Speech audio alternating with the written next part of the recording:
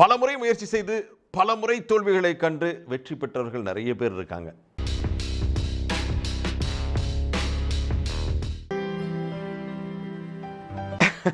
இந்த முடியும் முடியாது வெற்றி தோல்வி அப்படிங்கிற பல விஷயங்கள் பலமுறை பார்த்துருப்போம். முடியும் முடியாது அப்புறம் பார்த்துக்கலாம். பட் இப்போ என்ன, அந்த வெற்றி தோல்வி அப்படிங்கிறத பார்க்கலாம். வெற்றி பெற்ற உடனே அதுக்கு காரணம் நான் தான் அப்படின்னு மார் தட்டிட்டு முன்னாடி வர்றதும், தோத்து போயிட்டா அதுக்கு காரணம் யார் யாரோ அப்படின்னு சொல்லி பக்கத்துலங்களுக்கு காட்டுறதும் கண்டிப்பாக கூடவே கூடாது.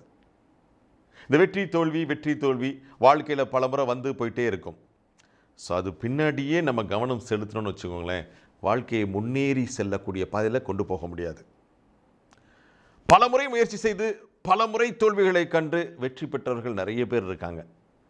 ஒரே ஒரு முறை வெற்றி பெற்ற நீங்கள் அந்த வெற்றியை பெருமையாக கண்டிப்பாக கொண்டாடாதீங்க.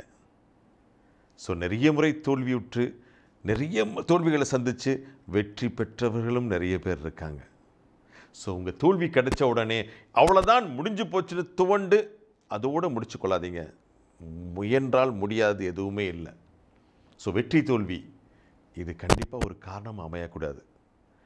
வெற்றி வந்தாலும் சரி தோல்வி வந்தாலும் சரி, நீங்கள் உங்கள் பணியை முறையாக செய்து கொண்டு போனாலே போதும், எந்த இடர்பாடும் இருக்காது.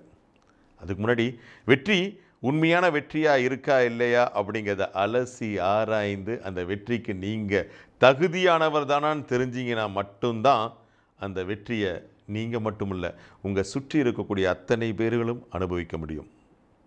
நாளைக்கு பார்ப்போமா?